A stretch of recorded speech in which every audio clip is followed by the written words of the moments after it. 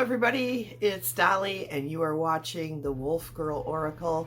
Welcome. It is Friday, September 2nd, and it is time for our Shadowy Friday. Now today I'm not going to be giving you a question. We're going to just be going over what shadow work is and what it isn't. I think that it's just kind of time that we just take a second to talk about that. We've already gone through 6 weeks of questions. We still have another 3 weeks of questions to go. And I thought this might be a good break time to just go over some of the basics so that you understand why you're doing it and why it's beneficial. So first of all, I just want to say that, shadow work isn't designed to bring out all your flaws and mistakes and make you feel bad about the person that you are. In fact, it's quite the opposite of that. Shadow work is a natural part of who you are. Shadow work at its heart is a practice of self-awareness and self-acceptance.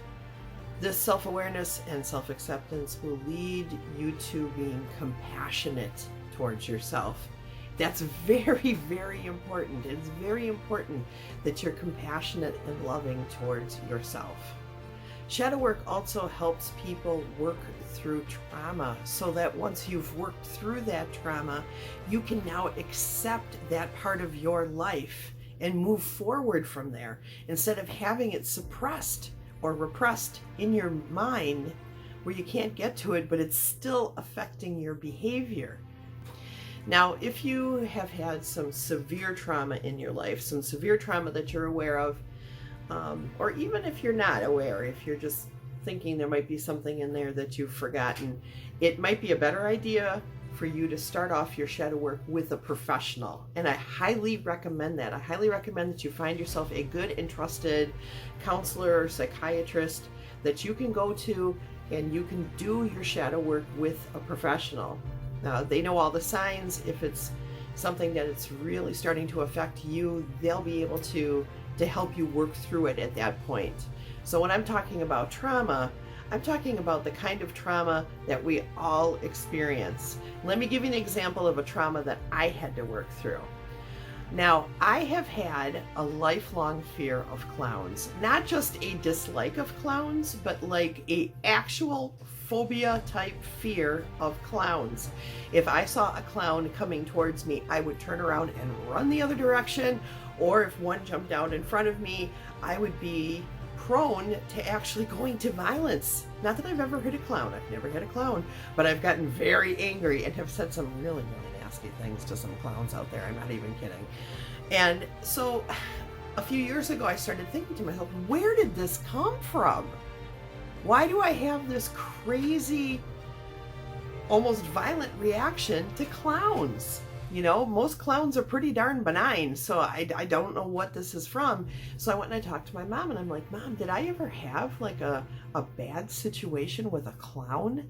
Because I absolutely hate clowns, and I don't know why. And my mom's like, oh, yes, you did.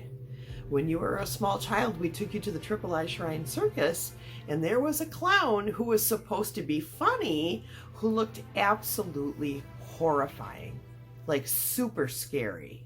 Had jagged teeth like painted on its face, and had one eye real small and one eye real big, and the hair was crazy. And as a little 6-year-old, I was scared to death of this clown.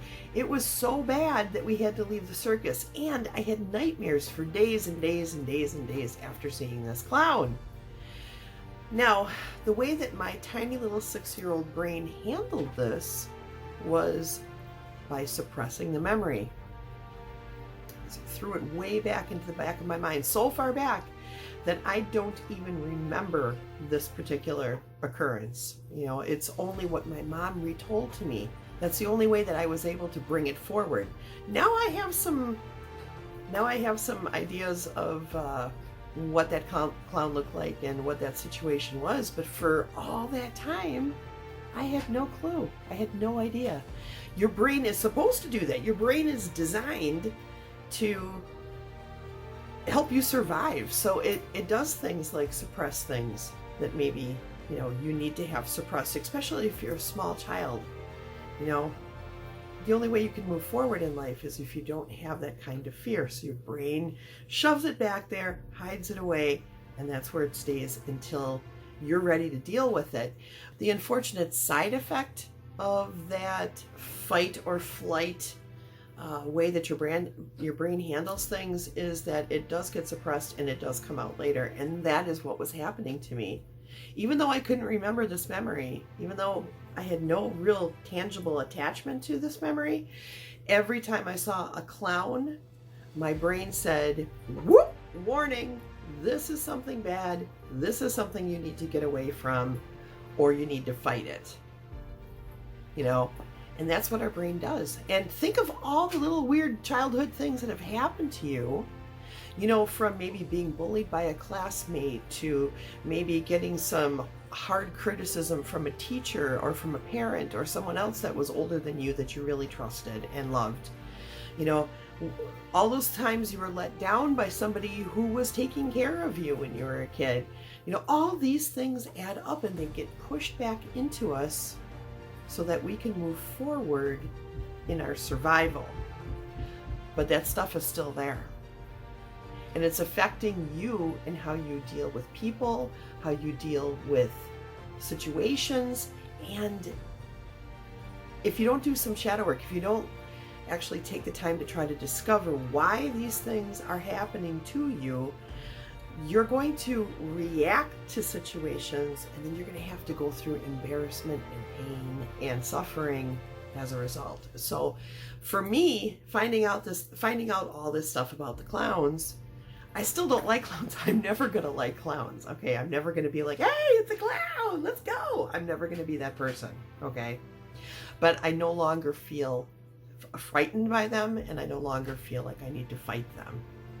So, and that's just one example of millions of examples that I have of things that I've worked through over the course of the last few years doing shadow work. And I can't even tell you how much it has benefited me. But there are a few things that I want to go over as being like major benefits to doing shadow work, okay? Shadow work can give you more confidence, okay? And the way that shadow work can help you get confidence is when you work through all these little shadows and things that have happened throughout your life, and you come to an understanding of those situations, especially the stuff that happened to you as a kid, because as a kid you couldn't rationalize it the way that you can now as an adult, okay? So once those things come to the surface and you actually have the opportunity to deal with them, what you find is you're ridding yourself of a whole bunch of guilt, a bunch of shame, a bunch of embarrassment. You get all that up and out and get rid of it. And now when you face that particular shadow again, you can do it with confidence. And when you have that kind of confidence, when your confidence starts to bolster, you show up in every situation fully you, okay? You're not kind of half you, half your shadow, where you can't fully give yourself to any person or to any situation because you're too afraid to give yourself, you know, you're too afraid to have that, you know, show up, okay? Once you rid yourself of all that stuff, you can show up. And that's the great thing about shadow work. Your confidence gets boosted like so high. It just goes up and up and up and up. Not in an egocentric sort of way, but in a I am who I am, and I can handle this kind of way. It's awesome, you know.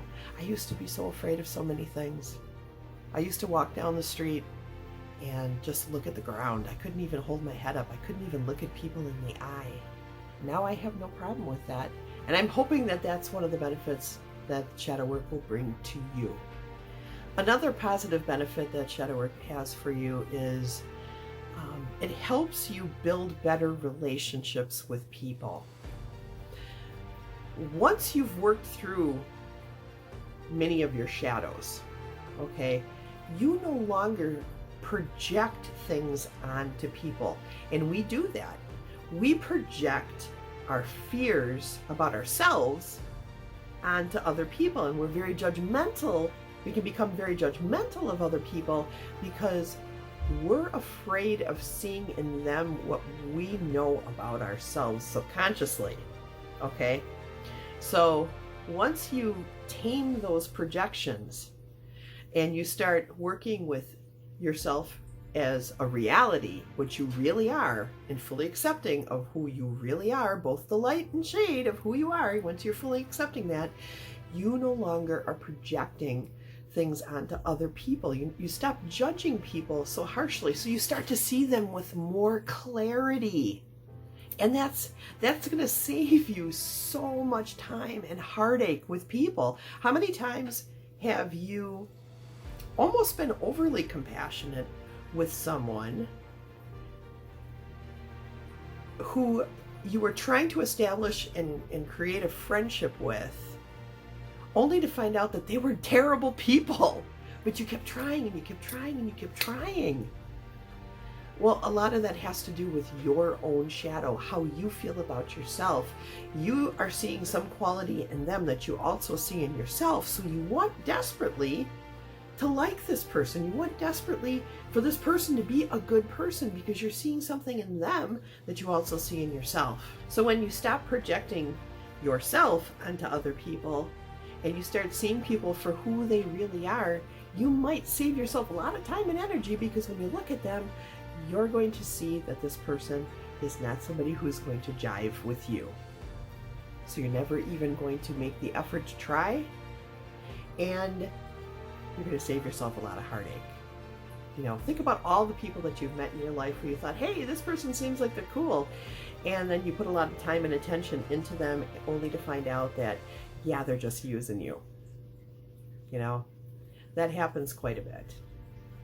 And having that clarity up front, because you are who you are, and you're no longer like judging yourself through the behavior of others, you can actually see people for who they are right off the bat. And that's very, very helpful, you know, and there's nothing wrong with that. It's good to set up good, healthy boundaries. Shadow work also helps you have better clarity with yourself. When you start to discover your triggers, when you start to discover why you act the way that you act, like me with the clown, the violent reaction of the clown, when you discover how and why that happens, you are far better able to control those things, and in some cases just let those things go altogether.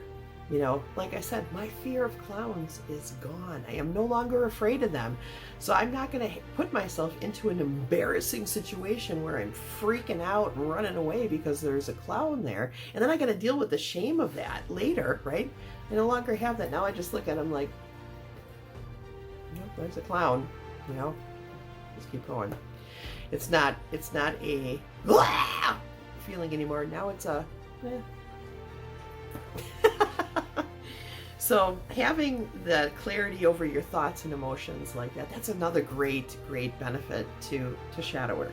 And there are so many other benefits, and maybe I'll make another video in the future to talk about more of the benefits, but these are the three main ones that I would like you to start with.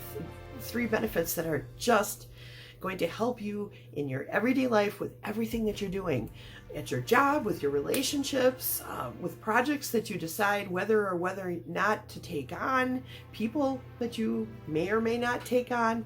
All these things are great benefits to shadow work.